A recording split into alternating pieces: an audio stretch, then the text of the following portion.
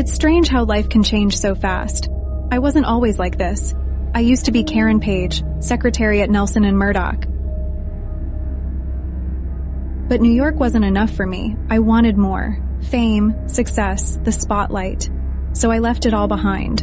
I thought I could make it in Hollywood. For a while, it seemed like my dreams were within reach. A few minor roles here and there, the lights, the glamour, it was everything I imagined. But success is fragile, fleeting. The calls stopped coming. I wasn't the fresh face anymore. I turned to something else to fill the emptiness. Heroin. That's when the roles stopped too, and I found myself in places I never thought I'd be. I was desperate, and desperation makes you do terrible things. I sold Matt's secret, his biggest secret, that he was Daredevil.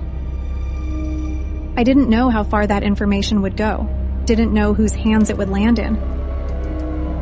It wasn't long before the Kingpin knew, and with that, Matt's life began to fall apart.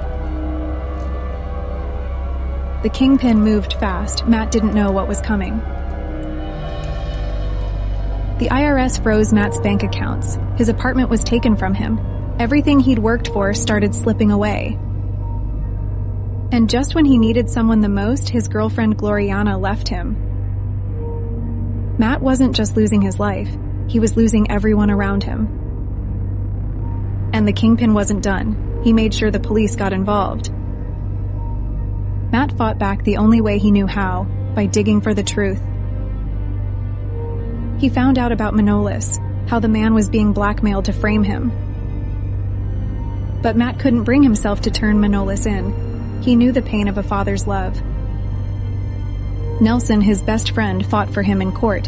It wasn't enough to save his career, but it kept him out of jail. But that wasn't the end. The Kingpin never leaves loose ends. With his home gone, Matt had nowhere to go, and the Kingpin's men were watching his every move. He didn't know who to trust anymore. Paranoia started to take hold. He was falling apart. But the Kingpin wasn't satisfied with watching Matt crumble. He wanted him broken.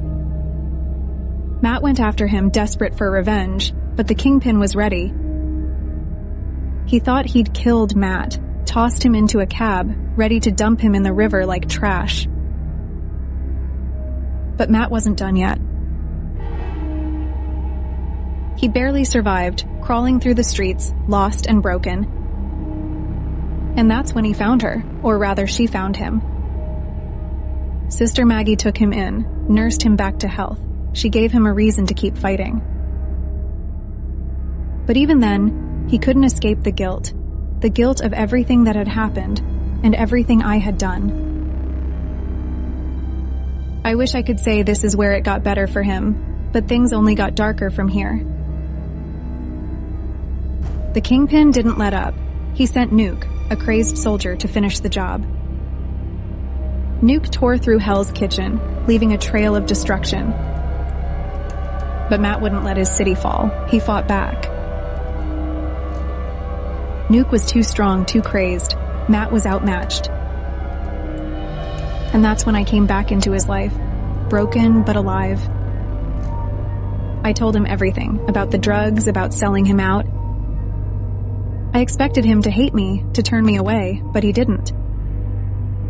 Matt saw something in me that I couldn't see in myself. He saw hope. And in that moment, he gave me a reason to believe again. The fight with Nuke wasn't the end, but it was the beginning of something new for Matt. He took down Nuke, but it wasn't just brute strength that won the day. It was his spirit, that unbreakable will to fight for what's right. But even in victory, Matt couldn't shake the darkness. We tried to move forward, but the scars were too deep. I couldn't stay, not after everything I'd done. But Matt, he kept going. He had to. He's still out there fighting for the city he loves, and I know he always will be. As for me, I'm still trying to find my way. I don't know if I'll ever forgive myself. But I'll always be grateful that Matt Murdock, Daredevil, forgave me.